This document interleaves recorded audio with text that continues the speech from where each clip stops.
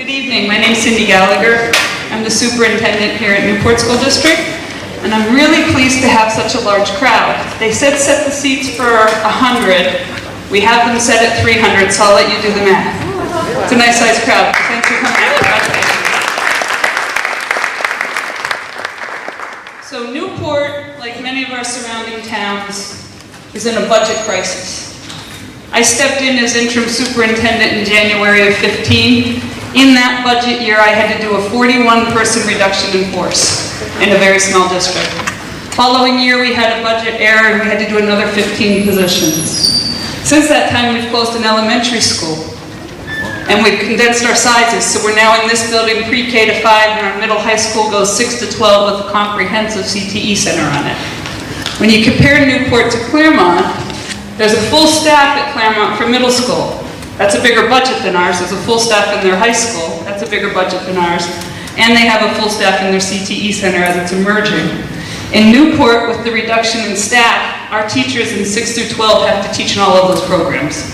So it's not uncommon to have a CTE teacher teaching an 8th grade class. I would venture that every single superintendent that's here today and everybody that's on the school board that's here today could tell a similar story. How many of you think that's true? We're in a crisis. John Tobin and Andy Volinsky are the former Claremont lawsuit attorneys. John is retired from? I was. He's not retired from New Hampshire. I'm retired from legal assistance, yeah. Yes, he's retired from legal assistance. He's back into the works. And Andy's now one of our executive councils for District 2, am I correct? Exactly, I did that well. We are co-sponsored, and I want to appreciate Fall Mountain, both the district and the school board, for saying yes. We are also co-sponsored by Unity and SAU 6 in the Claremont district, so thank you for joining us. We got lots of publicity from the school choice site, so I want to thank them as well. So I think Jody's here. Thank you for putting it out there. I do appreciate that. This is an important conversation. Just some technicalities. Exits out open. Let's hope we don't need them. If you need a bathroom, out this door and up to the left. They look like they're little kids' bathrooms, but they're actually adult stalls. You won't have to squat too low. And now I'm really just going to turn this over and get the show going. So thank you for coming.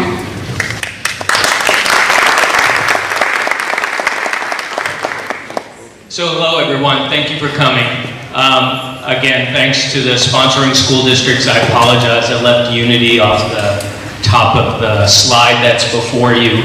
My apologies, I actually know Unity pretty well. I've been there more than a couple of times.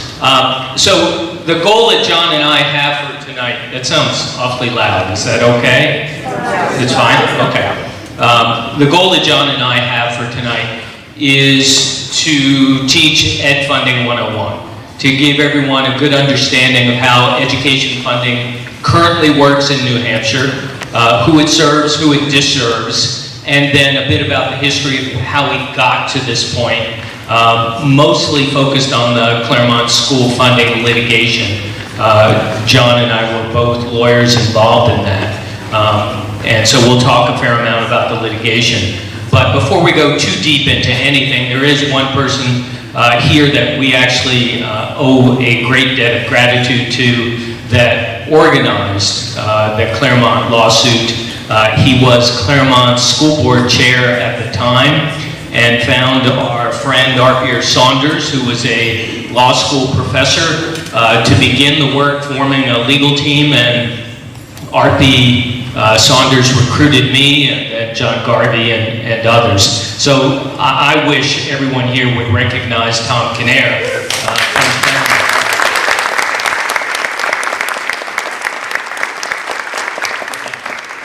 All right, so actually the photo on the board was taken in preparation for the trial that happened in '97. We happened to walk into a high school classroom in Pittsfield, and in that classroom there was a social studies class on equal protection and justice for all. And the high school teacher was writing the lesson on a broken school blackboard.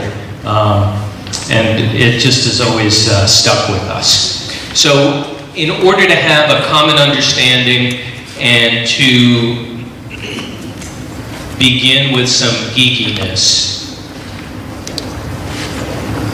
we're going to start with probably the most important factor to understand if you want to understand how school funding works in New Hampshire. So as everyone probably knows, we have a property tax-based school funding system, and we'll give you more details on how that works. But if you're in a property tax-based system, it is the value of the property in your community that determines whether it's easy, relatively easy to raise funds for your schools, or relatively hard. So the more valuable the property, the lower your tax rate, the higher your revenues, and the reverse is true. And in order to understand where your community fits in, you need to understand equalized valuation per pupil. And when you get really geeky, you'll call it an eq-val. So equalized valuation simply means that all of the property in your school district is assessed at 100% of its value. So from district to district, when you use a 100% assessment, you can now compare apples to apples. Okay, so that's the first step. The second step is you have to control for size. We have some school communities that are fairly small and some that are fairly large. So in order to get a factor that allows you to go across districts of different sizes, you divide the equalized valuation by the number of kids, and you get the equalized valuation per pupil. And in New Hampshire, the New Hampshire Department of Education has a website, and on the website there's a section for financial reports, and the financial reports include a report for equalized valuation per pupil for every school district in the state. And so if you want to know how we measure up, I brought my staff with me tonight. So the average equalized valuation per pupil in New Hampshire is my black line on the staff. It's about $980,000 in property value per child against which the average community can levy its tax. So don't worry so much about the number. Well, we're going to get there. Don't worry about the number, but let's talk about proportionality. So this is the 2016-2017 equalized valuation numbers. The average is $980,000. The red line at the bottom is Claremont. Claremont has $412,000 per child against which it can levy a tax. My rubber band is about where Newport is at $480,000. And Fall Mountain is the piece of yarn at $690 on average. But Fall Mountain has a handful of school districts, and we'll talk about them separately. So average, Claremont. The blue is Manchester at $660.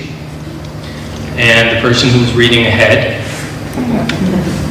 Beyond where I can reach is Portsmouth at $2.4 million. So all of these communities are required to provide similar educational services to all the children who happen to live within the boundaries of the community.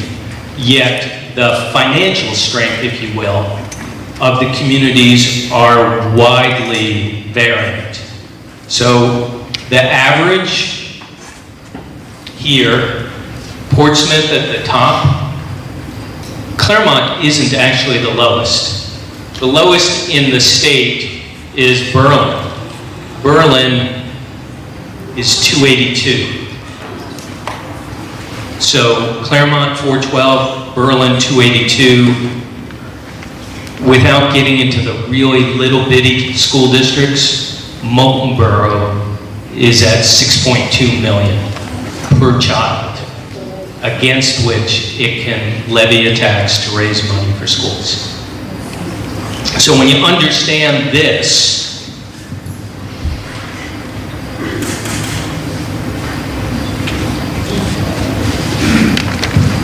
you can understand that school funding is basically a math problem.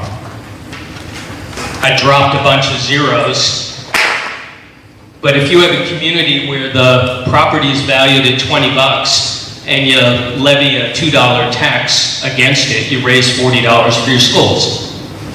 If your community has property only worth $4, you levy the same tax rate, you're going to only raise $8. And even if you double your tax rate, you're still going to be pretty far behind. Now that difference, 4 versus 20, that's 5 times. The difference between Claremont at 400 essentially and 2.4 for Portsmouth is 6 times. And Molten Borough versus Berlin, I'll let some math major do that. It's even greater. That's the difference in ability to raise funds for schools in a system that's supposed to be a statewide system, where the state has the responsibility to pay for your schools, established in the Claremont suit.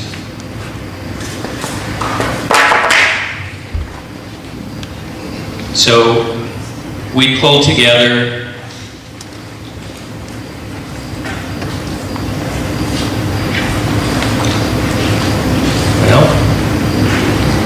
there it is. So those are representative equalized valuations per pupil around the state. Alton, another lakefront community, has a very substantial equalized valuation per pupil, 2.3 million. Concord is just below the average. Molten Borough's up there. Lebanon in this area. So you find that equalized valuations are highest in the communities that have lake or ocean front, that have ski hills, or that have the confluence of highways and borders. And so Lebanon has the highway-Vermont border connection. Wolfboro has lakefront property. Pittsfield's a lot like Claremont and Newport. Low property values, not a lot of manufacturing, not a lot happening there in terms of business development. And it results in these equalized valuations that tell you how different the strength of communities financially are.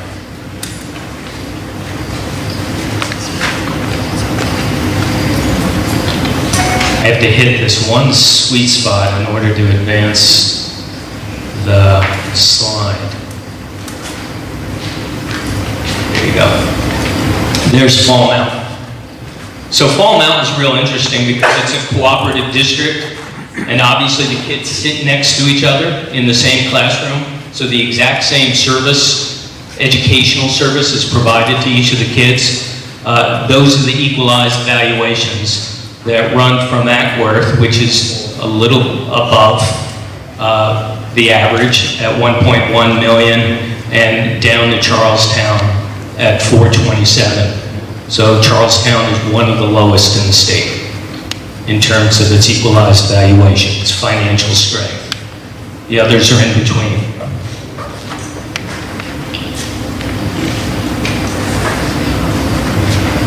Oops.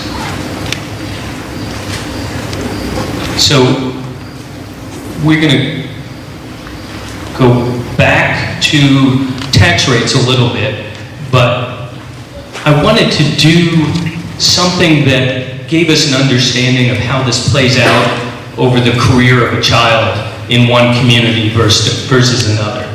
So Lebanon raises some $22,000 per pupil, and its equalized tax rate is $14 and change.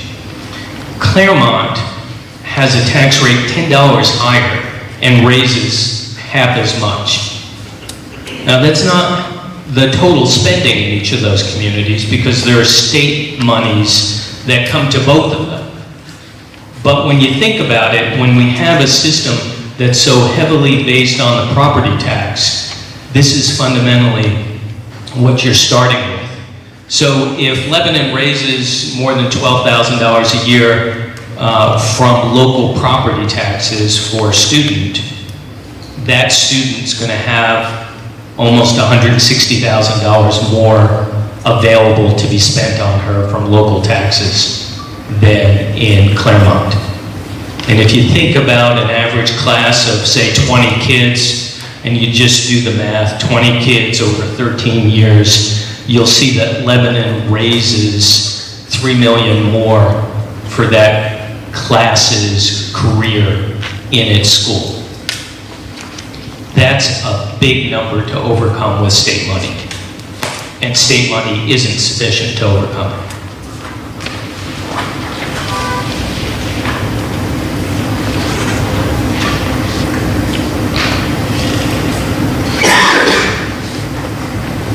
There's some more on the tax side. So these are equalized rates that allow you to compare tax rates across the board from community to community. State average for education, this is just on the education side, is $12.90 per thousand. So if you have a $200,000 house in an average tax community, you pay $2,580 in school taxes.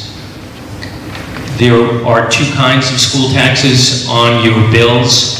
There's the statewide school tax and the local school tax. For reasons that we'll explain a little later, they're the same thing. They're both property taxes based on the value of your local property. So we'll explain that, but these numbers are the combination of those two. And so you'll see Berlin has a school tax of over $20, and Molten Borough has a school tax of $4.33.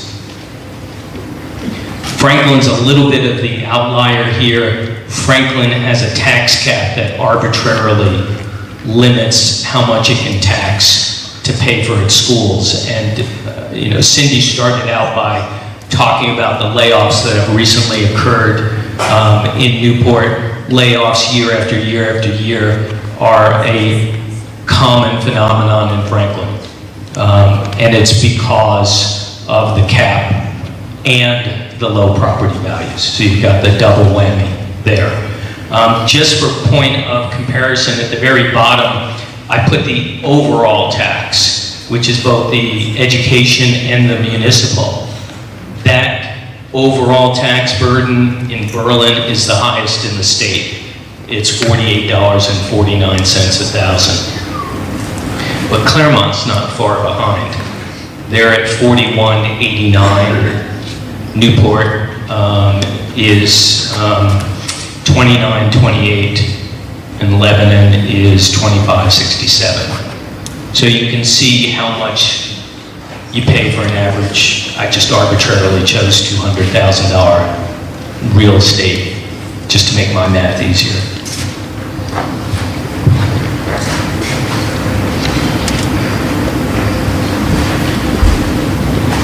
These are the rates in the communities that make up Fall Mountain. Trying not to block you guys, I apologize.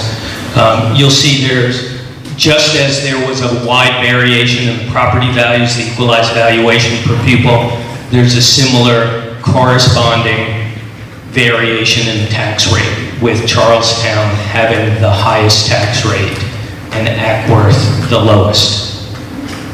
And Charlestown has the lowest property value and Ackworth the highest.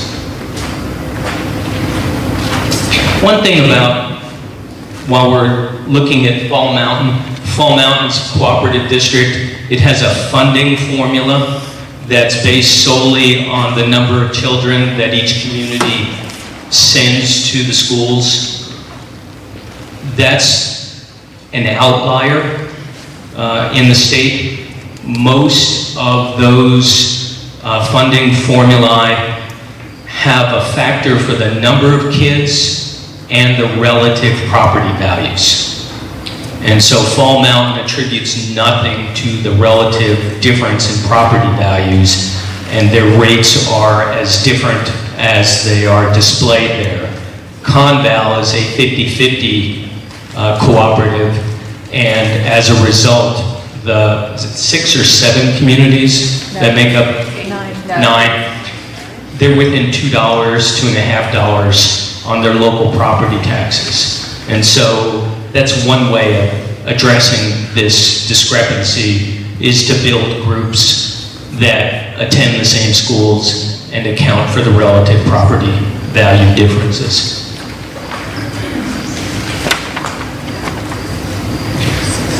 Just so you can see them together, I put the equalized valuations per pupil and the education tax rates on the same slide, and you'll see they vary with the value.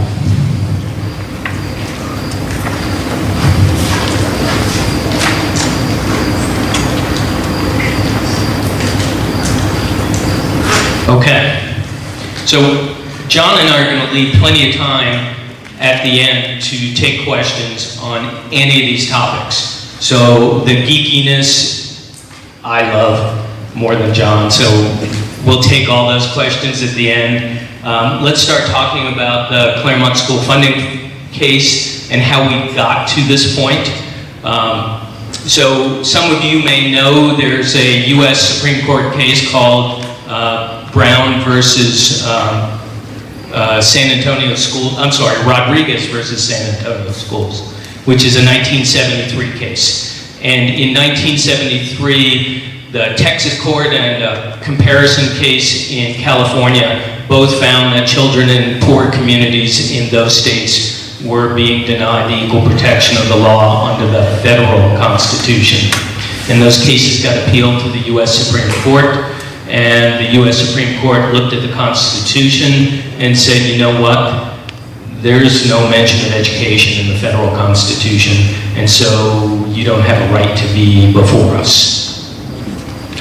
So those petitioners were thrown out of court. But as they were being thrown out of court, between a footnote in Rodriguez and some other research, it became clear that virtually every state in the Union has its own state constitution. And almost all of those have education clauses. Ours is Article 83. It comes from the Massachusetts Constitution. It was written by my hero, John Adams. And it provides for some rights that are for the first time recognized in the Claremont suit. So the reason I put this up is people complain that the courts overstepped, that the courts came in too quickly, that this is all legislative function and the courts don't have any role. So it's important to note that the first reference in the New Hampshire Supreme Court to this school funding problem that we just described happened in 1971, before the Rodriguez case. A lawyer named Arthur Niswander tried to raise the issue in a school board fight with the Laconia City Council. And the court said, no, it's not relevant to this fight, but talked about it in their opinion. And anyone who knows Supreme Courts knows that they don't write about things idly. It was clearly a notice to the legislature to try and do something before the court got involved. So that was 71, 73 U.S. Supreme Court cases happened. Those cases were refiled in their respective state courts, and new opinions came out in the late 70s, upholding the position of the children and the taxpayers that they were being treated unfairly. So in the early 80s, a group of communities organized by Claremont came together and started a lawsuit.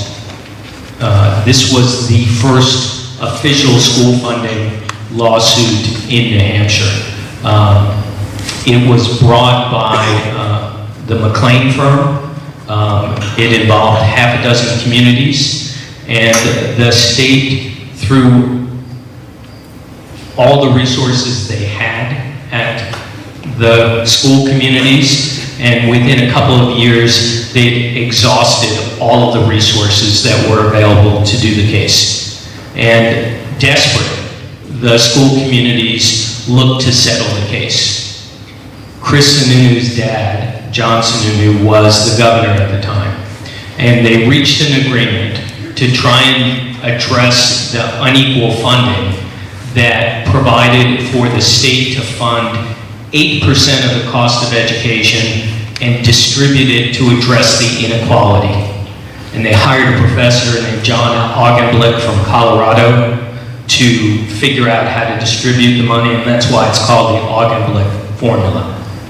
And the state never fully funded it. So it was supposed to fund 8%, the most it got to was 4%. And with it's probable that 8% was too little anyway, but half of too little is a huge problem. And so by the late 80s, early 90s, once proud Stevens High School in Claremont lost its accreditation. And that's when our friend Tom Kinnair started on his mission.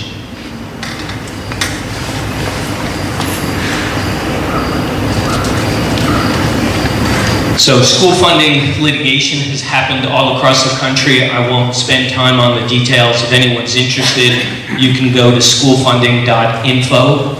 That's an interactive map. You can click on any state and it'll give you a couple of page history of school funding in that state. The yellow is called the plaintiff victory. That means the school children and the taxpayers convinced that state's court that school funding was unconstitutional in that state, and the blue is where the reverse happened, and the court upheld the then existing system.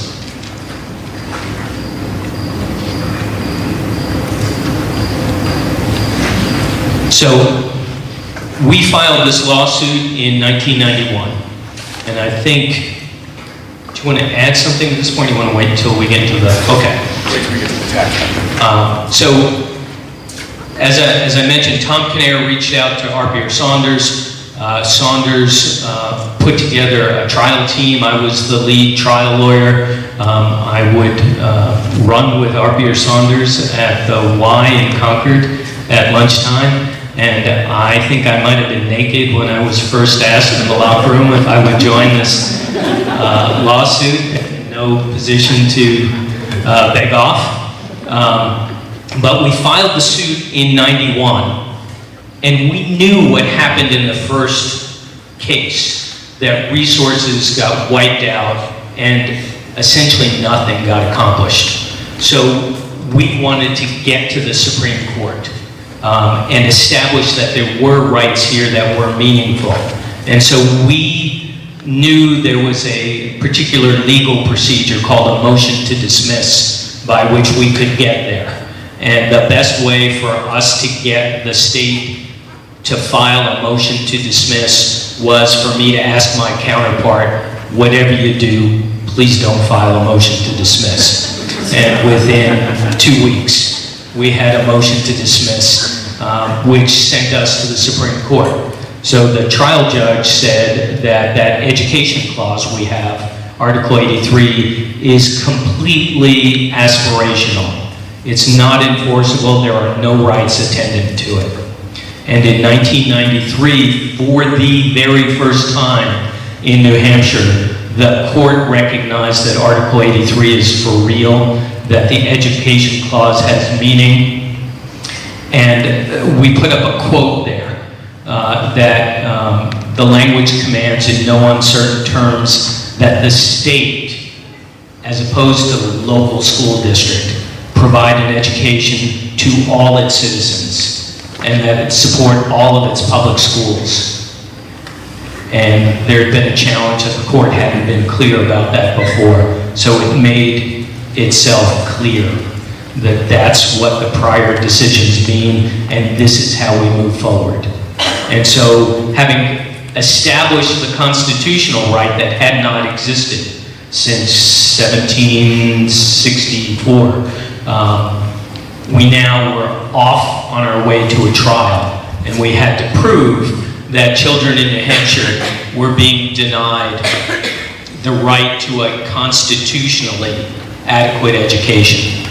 And one of the things we did is we went back to all of our school districts and toured and brought in experts. The lawyers were almost all for free for about 10 years. But one of the school districts that was part of our group was Allenstown. And this is a photo from our tour of Allenstown. And it's one that still kind of haunts me to this day. So you'll see bathroom stalls, normal bathroom stalls, only there are kids' things stuck on the stall. And if you look in the lower right, you can see just the edge of a child's desk.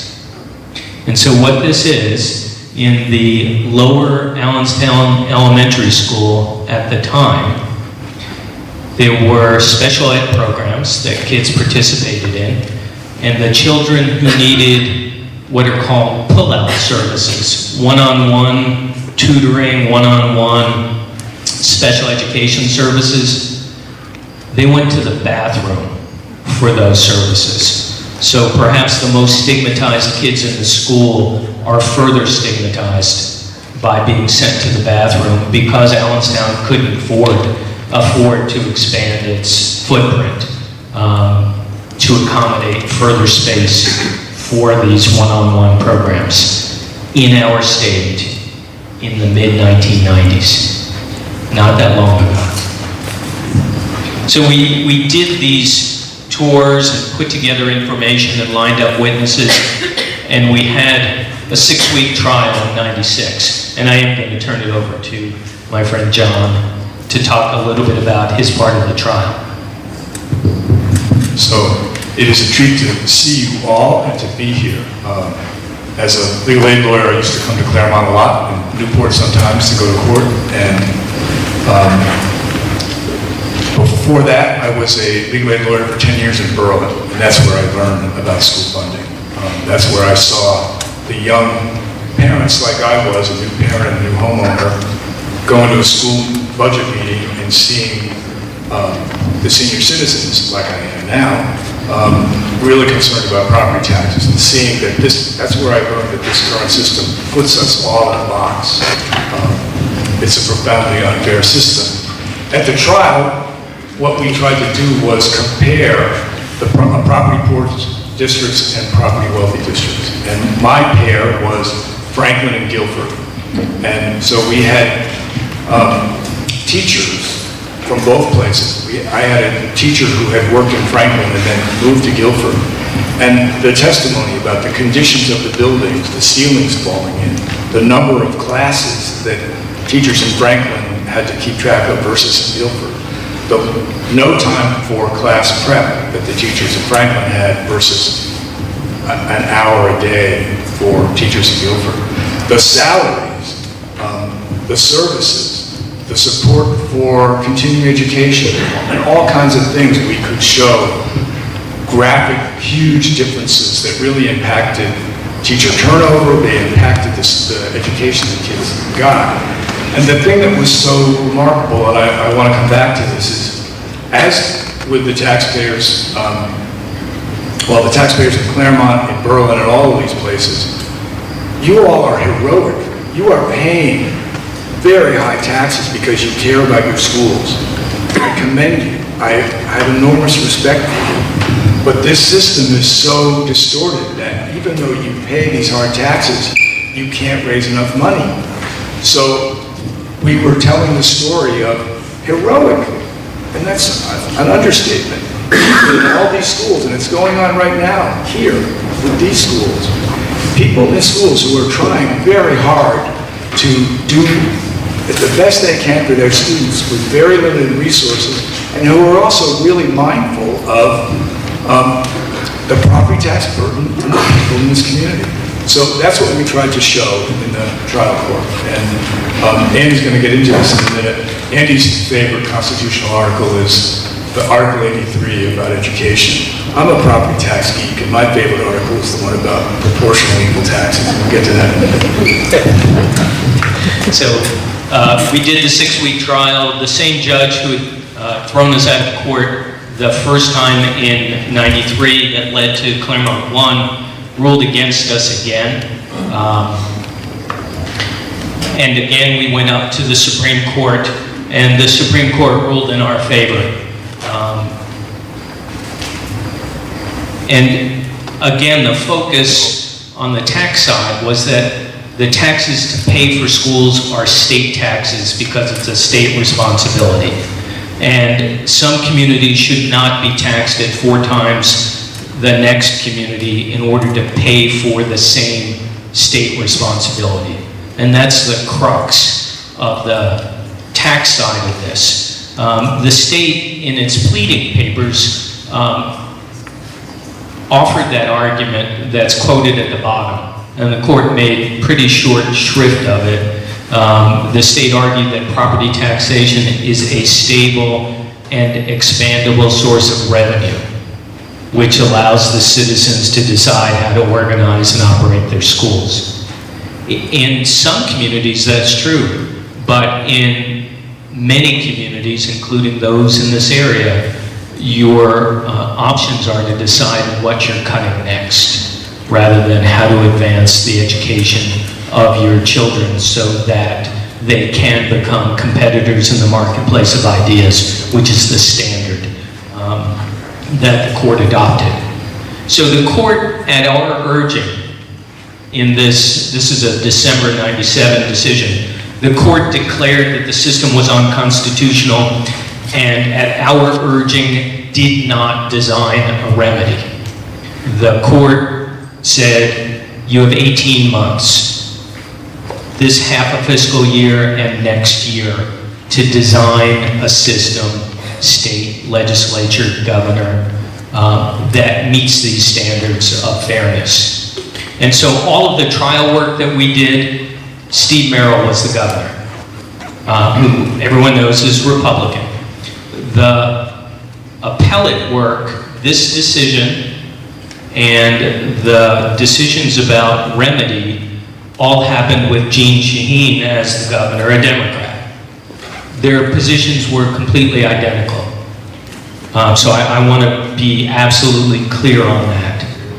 This isn't a partisan issue. Governor Merrill resisted change, and Governor Shaheen resisted change. And rather than encourage the legislature to design a fair system for school funding, the legislature, for their 18 months, over and over and over again, tried to pass a constitutional amendment to invalidate the case and leave us where we've been before we even filed suit.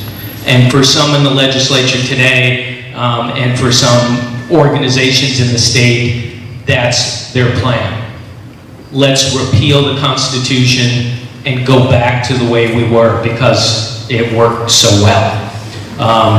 And so at the last minute, the governor approved something called the ABC plan to equalize taxes. The problem was with her plan that communities all had the same tax rate, and because of their different property values, raised lots of different amounts of money. It was very uneven. And then under the ABC plan, everything more than was necessary for that community was rebated. And so the whole plan was a sham. No community was going to change its tax rate. No additional funds were going to come from it. And the court found, they called it the special abatement, was unconstitutional. And as this effort to avoid crafting a remedy went on and on, the legislature and the Governor Shaheen, went back to the court and said, we can't do this by your deadline, give us more time. And the court heard oral arguments on it. Lawyers and non-lawyers argued why we should get more time and not get more time. And the very next day, the court issued a decision, all 5 justices signing off on it personally, saying the deadline is the deadline. And they cited Cooper versus Aaron in their decision. And the only reason I even mention this is because it gives you an idea of how the court viewed these cases. Cooper versus Aaron is the case where the states in Brown versus Board of Education, the desegregation case, asked for more time before they had to desegregate. And the court, the day after oral argument, issued a written decision signed by all the justices saying, no, get with it, deal with the constitutional error. And our court took the same position and cited the case in which the Supreme Court had done that.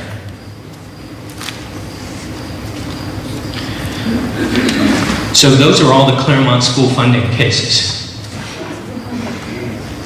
After a while, some other communities stepped up towards the bottom of that list. Londonderry became the lead plaintiff. That's how many times we went to court to try and resolve this problem. And time again, there were excuses as to why we could not solve it, why the legislature wasn't going to take action. And in the end, the legislature crafted a plan that is currently in place, a version of it is currently in place, which doesn't resolve the issues. That puts us in a position now 20 years after Claremont 2 where we're probably worse off than we were. And it is a distinct lack of political will on the part of the legislature and all the governors who served during these various times.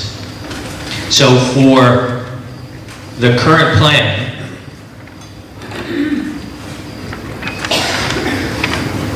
the legislature has determined that the cost of constitutionally adequate education is $3,636.06 per pupil. The average spending in the state is $15,000 for non-capital expenses, so no buildings in that. $15,000 in the average community. Communities that have higher needs or communities that want to spend more on their children spend north of $15,000. But the state tells us that we can get it done for $3,600 per kid. That's why. Remember I showed you how much different Claremont raises locally with its property tax versus how much Lebanon raises? This is not enough to make up that difference.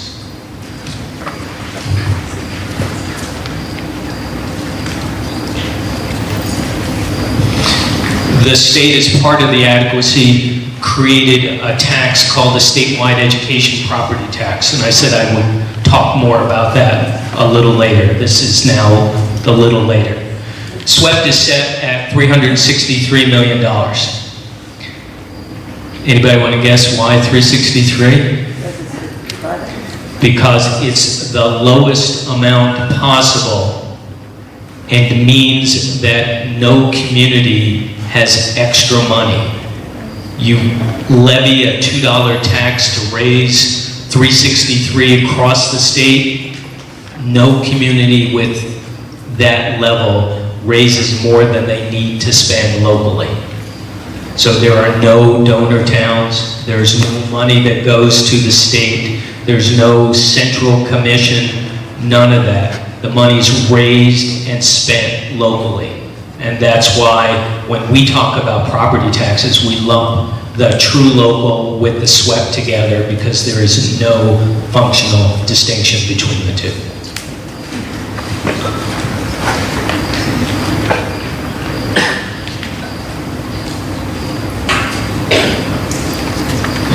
Stabilization grants. We can go deeper into some of these issues if people have questions, but just let me touch on some of these things. So in 2011, for fiscal 2012, the legislature changed the formula by reducing it.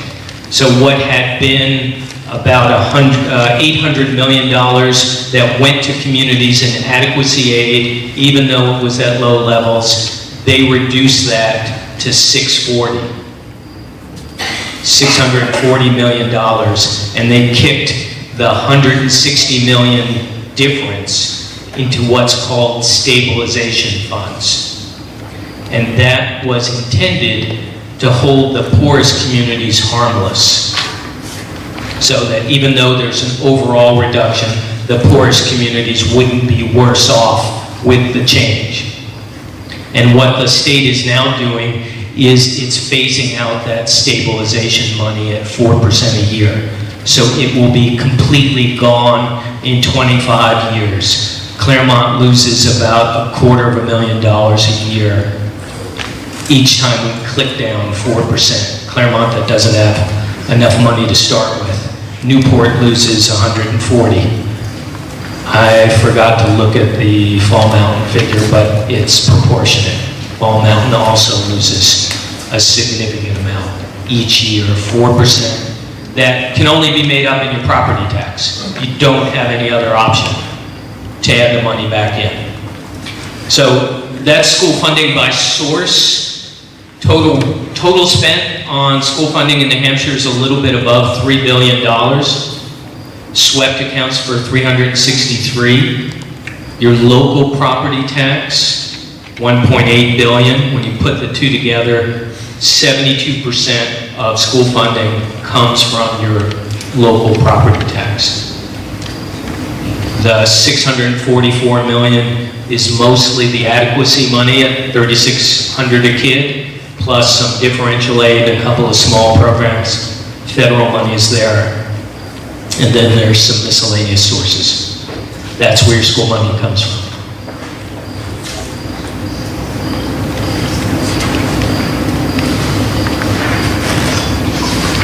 Everybody remember building aid?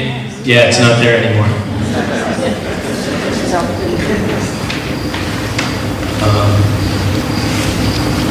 Oops. Let me just talk for a moment about charter schools. This isn't pro or con charter schools. You just need to understand how they're paid for.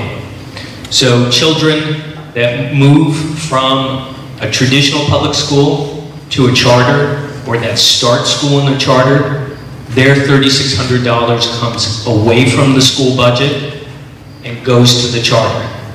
But then the legislature, knowing that no one can support a school on $3,600, created a $3,000 per pupil charter stipend. So that comes from the general fund, the legislature.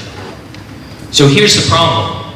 When charters are infrequent and relatively small around the state, they're not designed to take over an entire school district's worth of children. You usually get a handful of kids at different grades that go over to populate the charter school. And so you can't change, for the most part, the regular cost structure of your school. So if you have 18 kids instead of 20, 23 kids instead of 25, you still need the teacher. You still need the classroom. You still need most of the desks. So we just did a real quick calculation. If 3% of the kids in the state went to charter schools, that would be 5,400 kids. And so 5,400 times the adequacy number, 3,600, means 19,044,000 from your traditional state money to your school goes over, plus 16 million from the general fund. So that 19.44, the only way you can make it up is through your local property tax, because local communities have no other options. Plus, the sending district remains responsible for special ed services and costs. Just real quick mention, everybody seen the commercials for the New Hampshire Lottery? Lottery funds education in New Hampshire. Those are the last 2 fiscal years, total revenues, total expenses, how much was distributed to education, 76 million or 79 million, depending on the year. 76 million versus 79 million.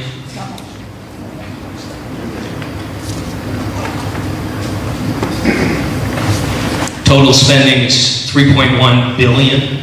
So the lottery produces less than 2.5% of education funding in New Hampshire,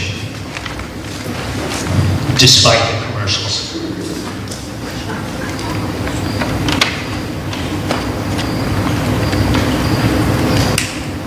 We're going to skip that exercise. So let me give John an opportunity to say a couple more things, and then we're going to open it up for questions. We'll just try and go around the room in an orderly fashion. If people will keep their questions relatively short instead of speeches, we'll get as many questions answered as we can, and then John and I will hang out afterwards as well to follow up. Thank you, Andy. I wanted to talk about three things. One is to ask you if you think of yourself as a conservative. I want you to go back into American history and think about this tax system and how it's working. In our American Revolution, one of the motivating forces, one of the motivating causes was unfair taxation by the King of England against the colonists. And so when John Adams, our beloved John Adams, wrote the the Massachusetts Constitution, which we copied in the New Hampshire Constitution, one of the key points was a limit on taxation.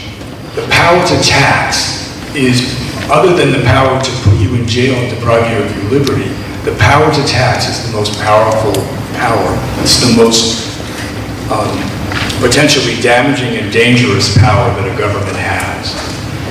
And in our litigation, we tried to go back to that founding principle and say, this tax system where people are paying 4 times as much and getting less, it's not proportional, it's not uniform, it's unfair, it's burdensome.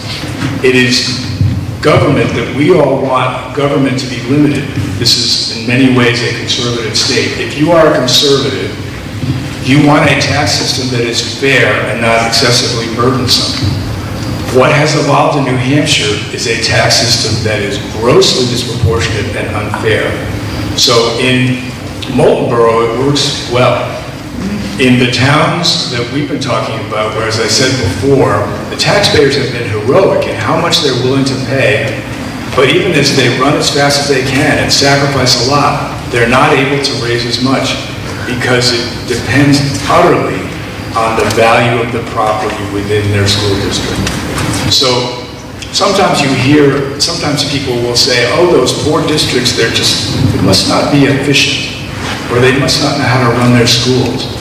I would say, on the contrary, in my experience, because of sheer necessity, districts like Claremont and Berlin and Newport and Pittsfield have had to learn to cut corners because they are really wary of burdening their taxpayers anymore, and they're trying to keep their schools going and serving their children. So this system property tax system started 300 or 400 years ago when we had an agricultural economy.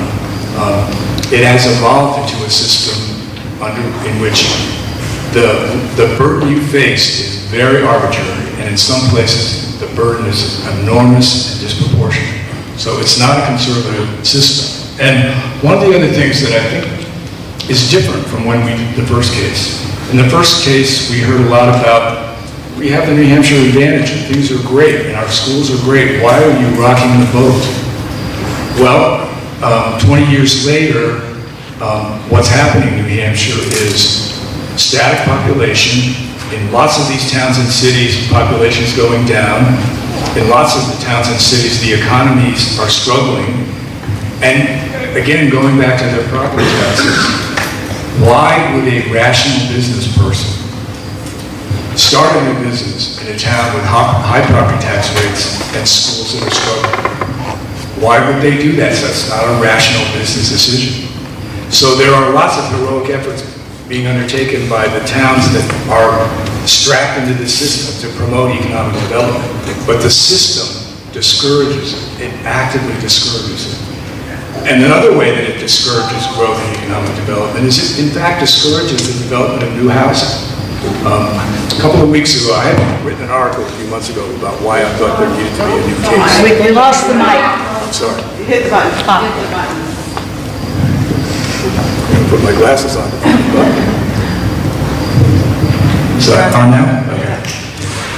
I'd written an article a few months ago about why I thought there needed to be a new case. And I heard from a reporter from National Public Radio, and we started talking about the situation here. And I said, property taxes are so high that in lots of towns, the local officials tend to discourage the development of new housing because they are worried about increases in school population.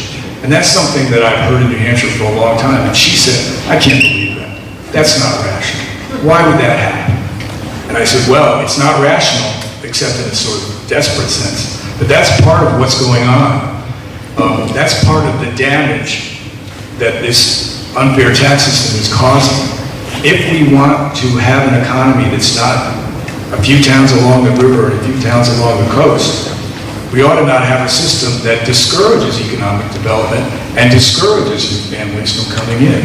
So this school funding system is strangling schools. I would argue it's also strangling local economies because it discourages the formation or the staying of businesses because of these high tax rates. And you know, one of the things that going back to the system we have now, if you think of it, and the number up there about the local property tax, most of that local property tax is raising money to pay for the difference between that $3,600 that the state is kicking in and the actual $15,000 it costs at a minimum. So the state has said, you all go raise that difference between the 20% we're giving you and the entire cost, and you do it with your local tax. That should all be part of a state tax with the same rate across the state. And we have some people, some business administrators and other people from school districts who are looking at, from two different angles, how much of their budget does that $3,600 a year actually pay for? And it's a pretty small portion of what they have. The other way to look at it is, as part of this system, the state has a lot of standards that it imposes on local districts. And the districts have no choice, they have to comply with those standards. So we're going to look at, well, how much does it cost the local districts to comply with those standards?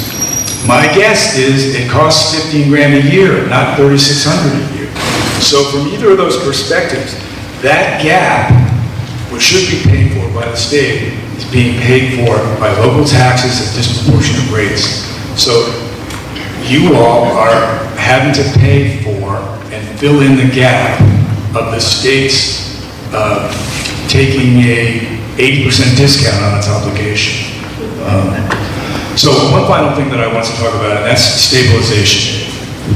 When the last time that the legislature made sort of a good faith effort to figure out this funding, they had a formula, and this was about 2009, that had a number of components to it. And one of the components was what they called fiscal disparity aid. It was designed to help school districts with low property tax bases. It was designed to try to do something about this disproportion. They also had a formula that gave a decent amount of money to school districts that had a lot of low-income children. In 2011, during the O'Brien legislature, that's when the fiscal disparity aid was wiped out, and the aid to districts with a lot of kids was greatly limited. And the districts who were going to suffer from that raised a ruckus, and that's led to the creation of stabilization aid. That aid goes disproportionately to the districts that have low tax bases. But one of the interesting things about that is it's not just the mill towns like Claremont and Berlin and Newport. Manchester gets a big chunk of stabilization aid, and Nashua and Keene and Rochester.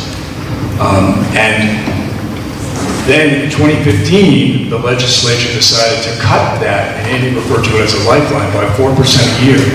So this one patch of money that was supposed to do something to help mitigate the difference is now being shrunken. And when you talk to school board people and administrators in the district, this is happening to.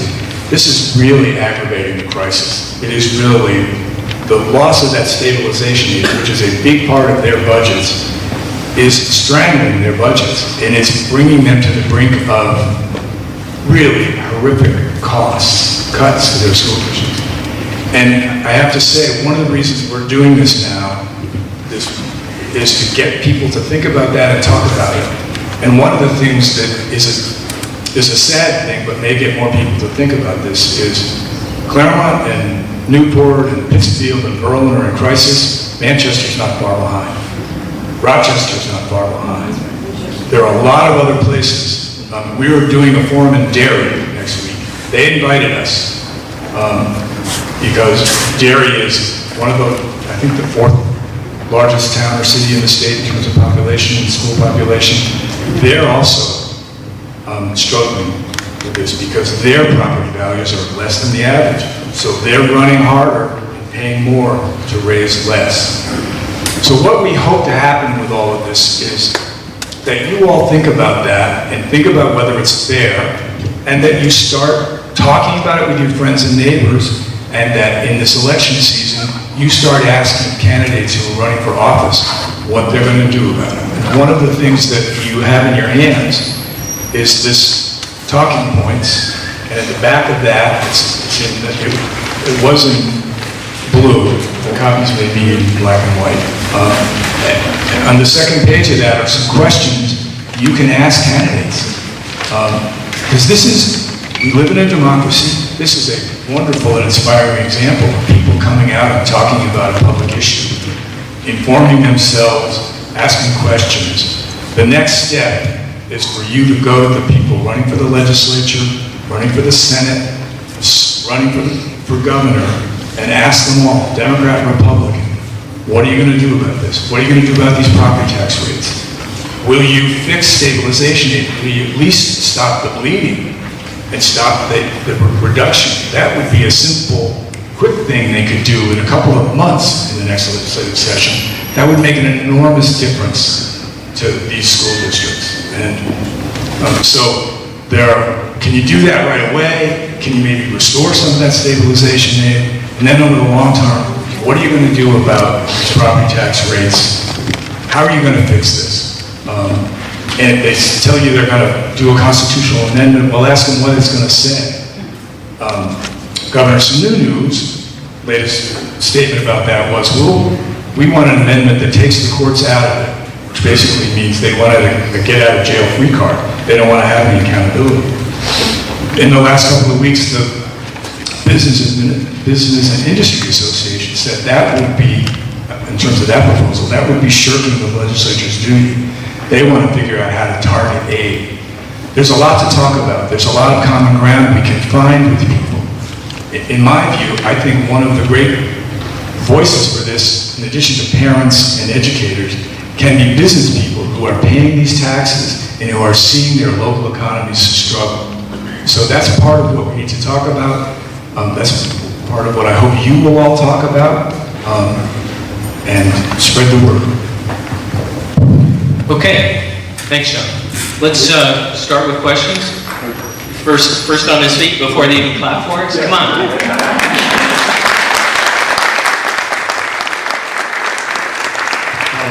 I just want to say, really, and I want you to clap again, my hat's off to Andy and John. It's been a real honor to work with them over the past couple of decades.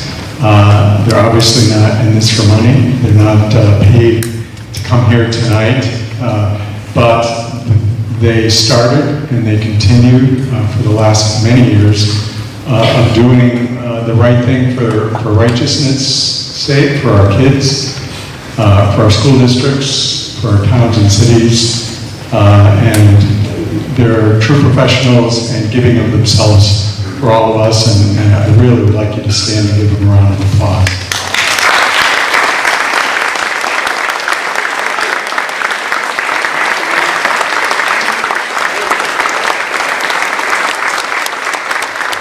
I'm not going to make a speech because of but I am somewhat optimistic. And you look at where we've come over the past, what will be 30 years next year, when the Claremont School Board first voted.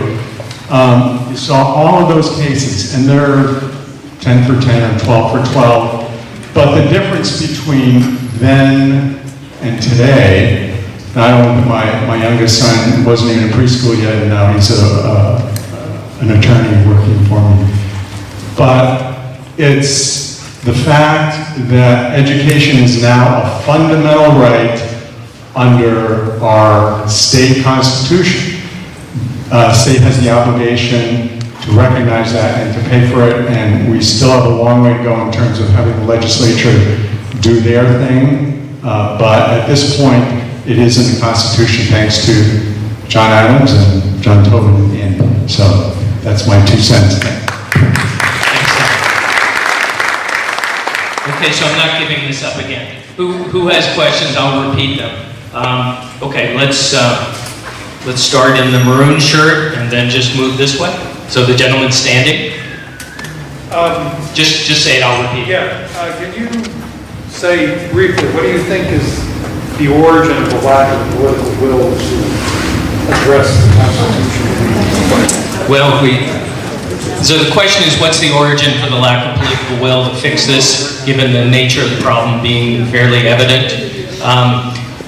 The problem is we have an 80s tax system, 1680s, and so we have to be willing to talk about that. So one of the things we're trying to do is normalize the discussion of taxes. How do we raise money? Who does it help? Who does it hurt? Why is it good? Why is it bad? And that's been a problem for quite some time. So let's go with the pinkish shirt and then the woman behind you.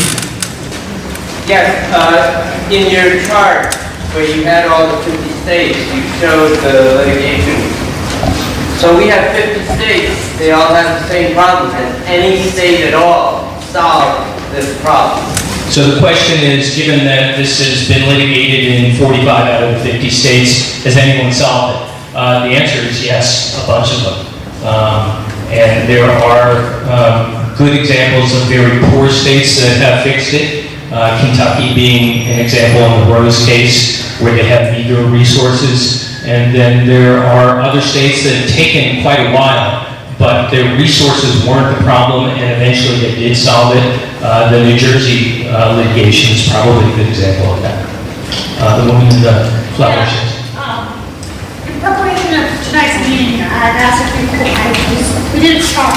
The one thing I addressed, but I would like you to address more, is the state said the ability to pay. I did a median income, and just say veterans median household income is $126,000. If you took our $100,000 tax, they only pay 1.5% of their median income. Berlin median income is $38,863. They pay 10%, $3,800 of their median income. To come out of that is full rate. People may say with where I got this full rate. But veterans number 1, Berlin's number 67. So the black, you're the black, you're not good here. So we have these communities who work poor, have a very small building. Okay, is that from, and I could not get the answer from the DOE, the federally mandated education? If I don't want to talk about the special state education has federal mandates. Is there a correlation also with the median income having more mandates? So then how do they raise money on a local level? They're mandated. So I'm going to suggest this is a 3-part question. Yes. See if I can do this for everyone. So the first part is you're pointing out the discrepancy in income that goes to pay taxes for schools. And in large part that discrepancy exists because we don't consider income. It's all property tax based. So it often is irrationally related. And we're in a wealthy state, 5th to 7th per capita in income. So we don't consider that. The second issue you asked about was, is there a relationship between what I would call impoverished and lower income communities and higher needs that cost more? And there is a recognized relationship. And so some of us, John and I included, would argue that communities with higher poverty levels, higher special ed needs should get more money than other communities. And there's a little bit of the adequacy formula that deals with that. It's not nearly enough, but there's recognition of that. And the third was to ask if all of this is following federal mandates that drive costs differently in different places. I think that would be a very small part of this because the big ticket item is really the difference in property values. And that's what's driving the discrepancies more than different mandates in different places. One comment though is that when I would cost to governors and other governors, Berlin has the highest rate of heroin per population in their teens. Could that have anything to do with your lack of education? I'll leave the comment without a comment. Yes, please. My question is, you excluded the special ed funding that's supposed to be coming from the federal government and has never come to, it's supposed to be, I forget the percentage, but they mostly have, the highest I understand is 18%. Did you take that into account in evaluating the difference that's not coming from the state compared to the difference not coming from the federal? So I'm going to start up here because the federal government was to have provided 40% of sped costs under the IDEA group of statutes.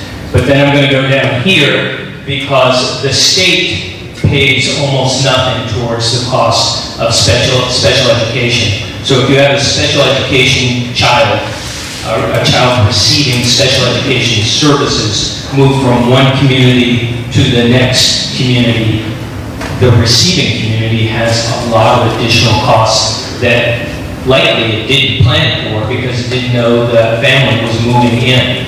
And so you have the double whammy of the federal government not paying what it had originally promised, and then the state dumping the responsibility financially on the local community and only helping out in a small way through a program called catastrophic aid, which is often itself not fully funded. So a couple of thoughts on some of these questions. On the special ed thing, I think that is a classic sort of specific example of an obligation that belongs to the state. And the feds aren't doing it. Their ceiling is 40%. The state is really not doing it, so guess who gets to do it? Local taxpayers. And one of the sorrowful things about that you all know is that means a family with a kid that has special needs sometimes is a pariah when they go to a new district because especially for a small district, it can be a huge financial burden. So a couple of other things from some other questions. One of the questions was, and I understand why you asked this question, does this ever get solved anywhere? Yes and no. And I guess what I would say is, in our democracy, in our local and state democracy, are there ever going to be issues more important than taxes and education? May we always be debating and discussing and arguing about taxes and education. So where we need to get to is a much more fair way to do this.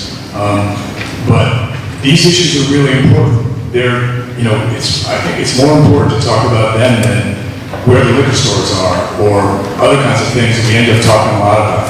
We need to talk more about education, what we want, and taxes and how we want that to work. Right now, we are finding, and this is one of the goals of these forums, is to get people to understand at a basic level the property tax system. We can't really have a conversation about taxes until we understand the biggie. 71% of your school budget is paid for by property tax. That's huge. The state is kicking in about 20%. Most people don't understand that. They don't understand about the difference in rates. So we're hoping that people will learn about education funding and learn about these taxes and then start talking about them. But we'll never be done talking about them, and we never should be. Finally, I think that there's language in the Claremont decisions about trying to target the aid to places it's needed. They didn't have in mind a rigid formula. They were mindful that different districts would have different needs and that the funding should be tailored to that. The thing they wanted to be clear about that should be uniform across the state is the tax rate. Okay, a couple more questions. This side of the room has been really busy. Let's go here and then we'll come back. Thank you. First a question, thank you very much, both of you. First a question about, in Article 83, 28-A, it talks about the state not mandating or assigning new, expanded, or modified programs that become the responsibility of the local taxpayers, right? That without state funding, there's no new rules that they, or burdens or responsibilities that they can pass to us. And yet, that's what they do. So what, if anything, so my question is first, what, if anything, is being done or has been done within the cases that have come before the courts to address the fact of this pushing down or saying, here are all the rules that you must now follow, but we're not funding. So not acting in concert with the Constitution. So that's a question. And then just a comment to say to the group that where we're from, so I'm from Peterborough, I'm a select board member, and our school board is working with our select boards, and we have 9 towns, to craft a letter, and we have a copy of it tonight, that we are planning to send to all of our elected officials as well as those candidates running, that outline very much what we've been talking about tonight. What we believe is a grassroots movement is needed, and that if all of us speak with one voice, then we'll get the attention of the legislature, we'll get the attention of the governor, who's running for office. So if you're interested in that, I have some copies, and see me at the end. But that's my question to you, Andrew. Thank you. So I'm glad Peterborough's in my house. So Article 28A has been litigated already, and the court essentially has given the state a pass by allowing for grandfathered regulations to be unfunded. And grandfather means you're related to an existing regulation and just implementing it a little differently. So it's been tried and it doesn't, courts rejected it. Okay, I promised I'd come back here. Yes? I just have a statement to make. I've been following our school board. I was from Salisbury or in Merrimack Valley, and I've been following our school board and going to meetings and everything for over 5 years now. I'm a conservative, and I've always been very quiet, but now I open my mouth. And every person in this room, if you want to make changes in our school funding, you need to ask your reps and get on their case about school funding and what they're going to do. And it's a lot of work, because I don't keep on everything. And when bills come up in the legislature, if you got to take the day and you got the time, you can go and talk. That's what we got to do. I have been to the Department of Education on different things, the Attorney General on different things, and they all tell me the same thing. It all happens at the voting. If you want change, each one of us in here, and you got to get everybody else to do the same thing, we've got to go vote and we got to scream. Conservatives, we're good people, but we sit back in the corner and we keep our mouth shut, and it's got to change. Thank you.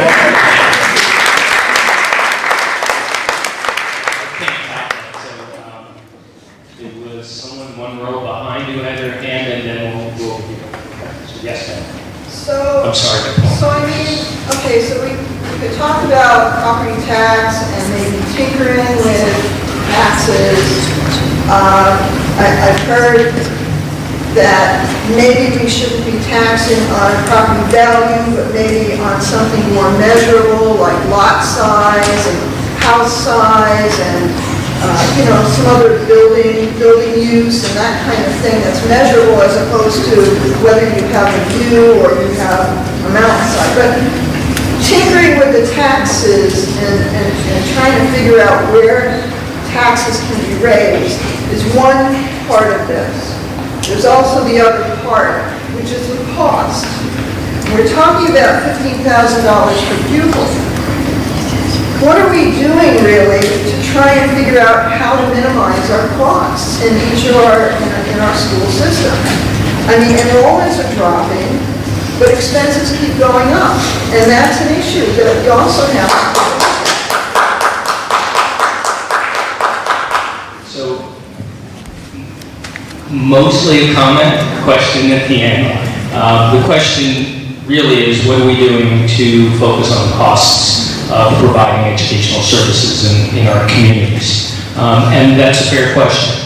And I think it is a question that people like each and every one of you is raising every time they come to the school district meeting or vote on the school district budget and pay attention to what's being funded and what's not being funded. We're except for a couple of cities, we're not a big bureaucracy. We have the ability to reach out and touch our school board members and to make our positions known.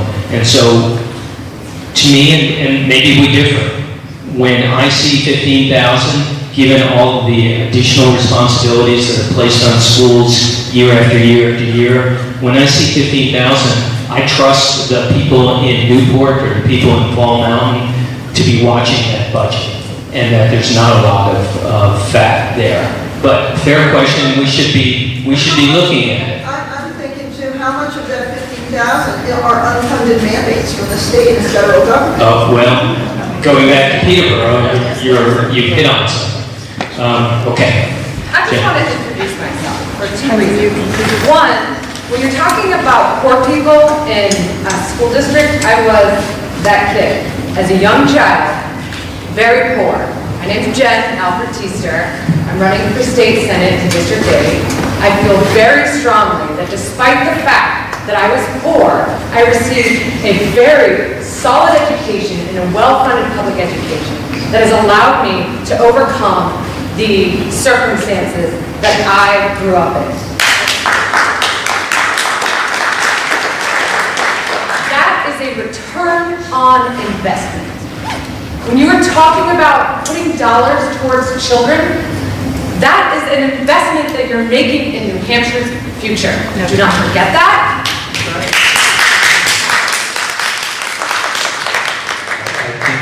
We're going to bring the political speech to an end. Thank you. Jen, but I know Senator Ward's here. If you want to say something, it's up to you.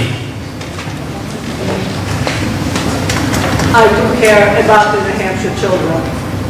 That is one of my top priorities, to be sure that each child in New Hampshire gets the education he or she deserves in the environment that will help him grow and mature to a fully functioning human being.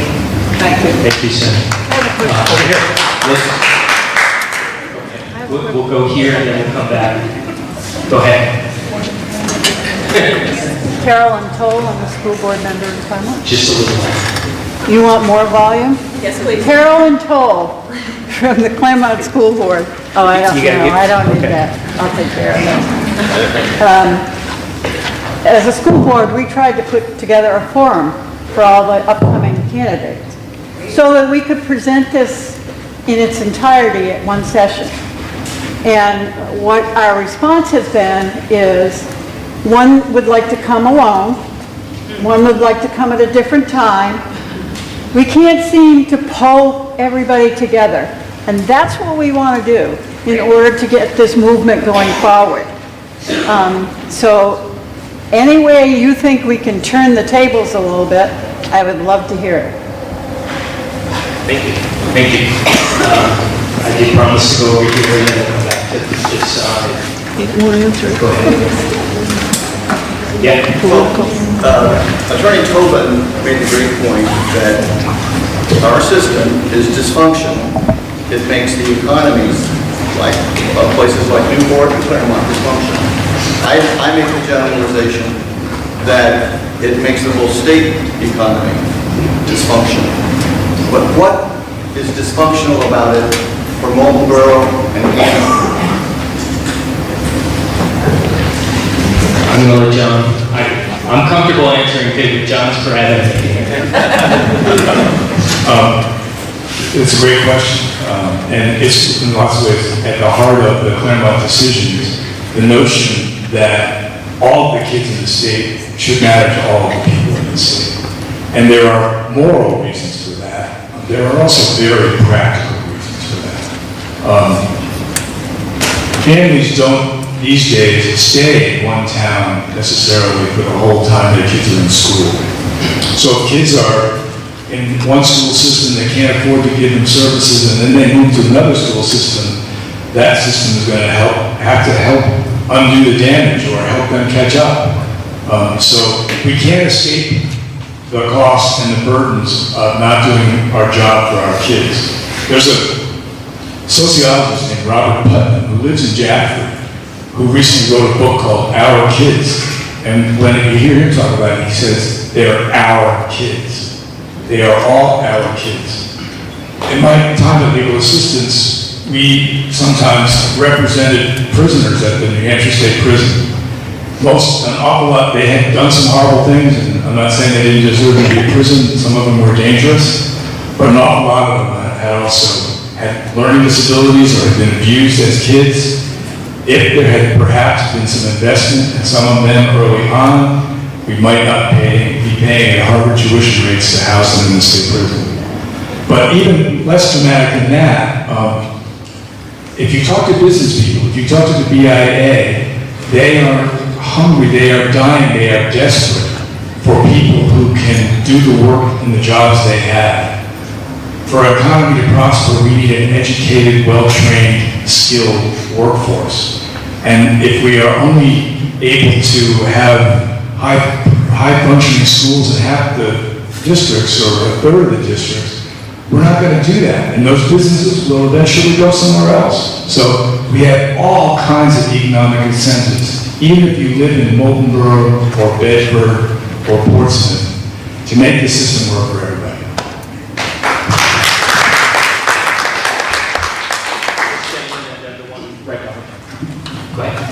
Andy, I need to qualify this by getting a couple of validations. The Supreme Court ruling pretty much makes it a state funding responsibility, correct? Correct. I'm here. So the question is, does the Supreme Court make the responsibility to fund education a state responsibility? That's a fair statement. And the state has not taken their action to act on that. They continue to put it down to the towns, the counties, the individual. And the states shirk the responsibility. So it's a violation of constitutional law, correct? That's right. If we violate constitutional law, there's repercussions. Yes. What everybody doesn't know here is the Supreme Court could take over education if they wanted to. They've already ruled that it's inadequate to be funded. They don't have the infrastructure to do it, so they will not take it over. But what I hear here is there's a lot of impassioned energy to make change, and I heard comment about making it collective. Individually, and by the way, these gentlemen look very tired. They've been fighting this fight for 25 years, and we've gotten somewhere because we got the ruling. We've got very few politicians to take the action regarding the ruling. So, if you want a simplistic form of this presentation, something a little more elaborate that touches on the early Constitution of New Hampshire, things like that, let me know and I will provide that to you because I have a PowerPoint that puts what they put in numbers to more simplistic terms that you can convey to your general public. Okay, thank you. The gentleman with the dark blue. If there is a state, even one, that has actually solved this issue, why can't we, or somebody, follow that? It doesn't, I should put it this way, does it apply to this state in any way, shape, or form? That solving of the issue? So yes and no is the answer. So each state has its own constitution. So technically it's not precedent for another state to have solved it and us to follow that state. So technically, no. As a practical matter, there are some good funding models that have worked in other states. And if we're about the designing of a way to address the legal conclusions, there are examples, and they do work. Hi, Andy, I'm Nina Gardner, and I'm from the Winnisquam School District, and I guess I want to ask the question, the amount of money that the state appropriates for adequacy, when was the last time that dollar amount was raised, the amount available? It was cut by 160 million in 2011. So I think the logical piece comes to the fact that, as my dear friend John Tobin used to tell me, elections matter. I mean, I think part of what we see at play here is we know there's a responsibility. The state contributes a certain amount of money, which has not gone up. As a matter of fact, we saw it's gone down because we're sort of diverting some funds to charter schools. And I don't want to call attention to that, but it does divert funds. And so I guess part of the question I have is, isn't this a matter of kind of the will, the desire, and the ability of the legislature, which we will be electing through primary votes and the general election? Part of the issue here, you can't fix this without putting some money someplace. The sustainability money goes down 4% a year. Even if we did one little thing like John suggested, somebody said, okay, let's stop the 4% drop. That means somebody's got to do something that is hard to come by here, which is called raising funds. Doesn't that get us back to the point that elections matter and that we need to ask the questions of the folks that are running what they're going to do about this? So I think the statement is, do elections matter? And the answer is yes. And then informed citizens asking appropriate questions to people who are asking you to vote for them. There's a reason why John and I are doing this time of year. And so our goal is to equip you with some information so that you can pose the right questions. You've been very patient. Go ahead. Representative Kevin Royal, Deerfield, New Hampshire. So the question I started asking locally, it's local control, it's local property tax, right? So the question is, are we underfunding public education? That's the first question the community has to ask itself and answer. If the answer is yes, the second question is, how much are we underfunding and where are we underfunding? And until you can answer those two questions, right? The underfunding is in these line items, and this is the amount that we're underfunding, then you can't work with this, right? Because it's just some number bigger. So if we all go with the 15,000, everyone keys to the 15,000, that's the average per pupil cost, right? Is that enough? And even if I get, in Deerfield, even if I get all my ed money from the state, how do I ensure that my school board, my local control, actually invest that money properly to address the shortcomings in our funding? So there's some really primal questions that have to be asked early at the local level to be able to even start to drill down on this. And that's a great picture. That's a broken chalkboard. But that chalkboard has notes. Abe Lincoln used to write with a piece of charcoal from the fire on the blade of the shovel that they used to clean the fire from, right? So a crack in a chalkboard does not mean complete disarray. The local community has to make those decisions. Okay. So here and there we have like 10 minutes more. It is warm. So go ahead. Just a quick comment. I don't think it's up to the private citizen to figure out how much and where we spend it. That's why we elect our school board members and our representatives.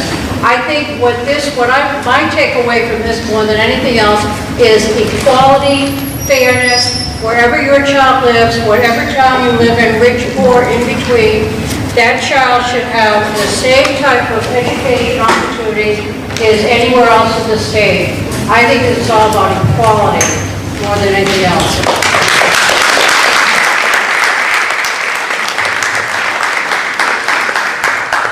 I would just add that, part of this, and part of what has inspired us all along is kids and education. But for me, what inspires me just as much is taxpayers. Taxpayers is your fairness and equality and decent treatment no matter where they live. And from my perspective, that's what's going to get this going politically, is if people keep talking more than they have about property taxes. You know that old silly story about the frog, and you pop the frog in the boiling water and they pop right out, but if you put it in when it's low and you just turn it up and up and up, that's the latter part is us as property taxpayers. We're so used to this, we accept it. But actually, when I go around and talk to people about what's going on in their lives and what's happening in terms of what the stresses are in terms of their interaction with their government, people talk a lot about property taxes, even if they're not necessarily connecting that to schools. Because this property tax system and the law that we've been advocating has everything to do with education, but it affects every other municipal service. And education under our Constitution is a special thing. But what is going to get this going is people who are paying really high property taxes finally question why they are paying those at such high rates and getting less for them. Yes? I have a question and comments. My first question is, I've been watching some of the live feed. There's currently a committee studying education funding in the legislature, and I've been watching bits and pieces of that. Very interesting process. My question about that is, what happens at the end of that process? Just how does the process go? Do they report back to someone? Is there a vote? And my comments are, until this year, I wasn't very involved with what was going on. I am a supporter of public education. I happen to be in a district that's doing well. But I do have concerns that our governor wants to take the courts out of the funding piece. I am concerned that there's been so many legislative efforts and bills to try to take more funding away from our public schools to go to school choice and private school students who want to go to private schools, that I think people really need to know. Things happen at lightning speed with these bills going, and if you don't speak up and you don't talk to your legislators and find out what the people you're voting for stand for, then you don't know what you're going to end up with. Let me answer your question about that. There was a study that the legislature created a year and a half ago, and they partly did that in response to the outcry about stabilization. And the bills that would have done something about stabilization were defeated because we're studying it, we're looking at it. That study commission has gotten very little attention. I've attended some of the meetings. I don't have high hopes for it. And the reason I don't have high hopes for it right now, and I hope that those hopes change, they haven't heard from people. They have not felt the wave of concern about property taxes. They're all legislators, probably most of them will run for re-election. That will only change if they start hearing from people. Somebody asked what to do. Letters to the editor, op-eds, Facebook posts, blogs, all those things, all those little things where you express your opinion, that's what you need to do. And especially contact your legislator. Friends of mine who've been in the legislature have told me, if they hear from 10 people on an issue, they pay attention. We'd like to, they should be hearing from 100 people or 200 people about this. I can guarantee you if they do, they will pay attention. Yes? I'd like to bring up one point that you're not really, in our rural area, we do not have the political clout because of the law back in the Supreme Court decision back in the U.S. Supreme Court. I forget the name, something versus Sims. And that one man, one vote, that gives the large population areas much more representation than we have. We do not have the representation to affect that change locally. That's why, and they ignore us. I have a hopeful answer for you. Manchester is getting hurt by this cut in stabilization aid. Derry is getting hurt. Things get passed in the legislature through coalitions. At the forum in Pittsfield, somebody asked us a great question. What percentage of people live in districts where the property value is below average? What percentage of students live in the district? It turns out 3/4 of the voters and 3/4 of the students are in districts where the property values are below average. An awful lot of these districts are being hurt by stabilization aid and by being taxed. You're absolutely right. By yourselves, you can't do it. But there is a big coalition waiting to be born about this. And that's one of the questions that you should be asking candidates. Will you work with people, and that's how they should answer. Will you work with people from other districts to do something about stabilization aid? And you should be able to find allies, lots of places for that. And your elected representative should be too. Same on property taxes. You can't do it by yourself, but in a coalition you can do it. Got rid of that. First of all, I was so tardy that I missed an hour and a half of this. Will we be able to get a copy of the video? I think the video is going on community TV. Oh, it's going on? Yes. Okay. So there will be ability to watch this on community TV. Let's go with two last questions. We'll also be Oh, you had a question too? Go ahead. It'll be online. It will also be online, so you can see, if you don't live in Newport, it will be available online through NCTV. Great. Go ahead. You had It's been 25 years. I seem to remember that they tried to impeach the Supreme Court. Am I? 3 justices were the subject of an impeachment. And then the governor cut their computer modernization program after the Claremont decisions. Yes. And I missed the beginning. Are you planning another lawsuit? So let's be clear on it. The purpose of this forum is to provide a common understanding of how school funding works and how we get to this place. I happen to be an office holder now and can't sue myself, right? My friend John Tobin is doing some things to organize that maybe better left out of this setting. Right. Well, I'm not part of that. Do you think Tom Conair might get involved here? Tom's here in the front row, but we're not going to go deep on lawsuits. Tom Conair is getting a little old, but... Me too. Let me just say, I am talking to other lawyers about a possible case, but we're making this a priority because we think this should be solved. We think we would have a strong case, but this should be solved through our democracy and at our legislature. And so this is... So the last two, well, we'll hang out for a while and keep talking, but the woman in the way back has had her hand up forever. So let me recognize you. There are a number of private schools that manage to provide a quality education for less money than we do.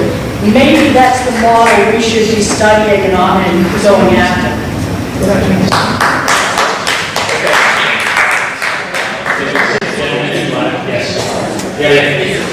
So, keep hearing about how we all have to work within our democracy, and in that spirit, I'm just wondering, is there any Supreme Court decision that can be so outlandish, so contrary to common usage of English?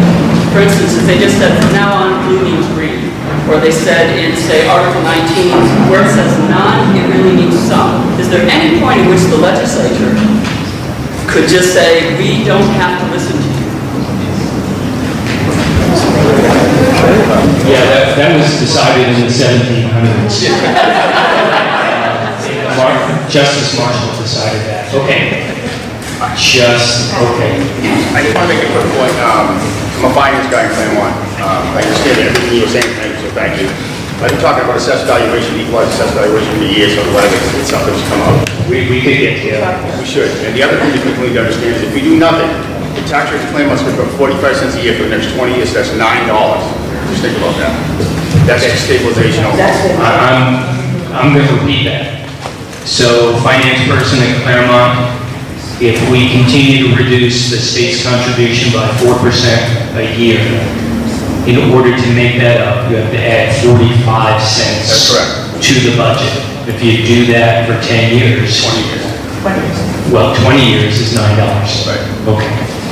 Yes, ma'am. I really interrupted, I'm sorry. Just a quick comment. Abraham Lincoln did use a piece of charcoal, a very much shovel, but all the other little children that Abraham was learning with did too. The difference is, my children are trying to read chalkboard like this, while the children next door have one-to-one computers because the glacier hit Sunapee and not Newport. That's what we're doing.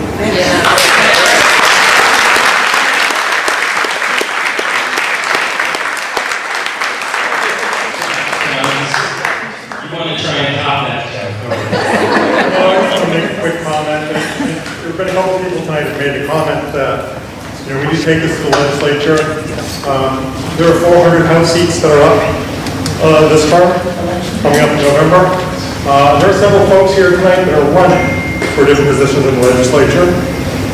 I give them all a chance to stand up, just so that you can all see who bothered to come here tonight, who's running for the House. And I would urge all of you to reach out to them and say, what's your position on education? And if you like it, how can I help you get elected? Because that's going to be hugely important. That's great. That's a wonderful ending point. Let's hear it.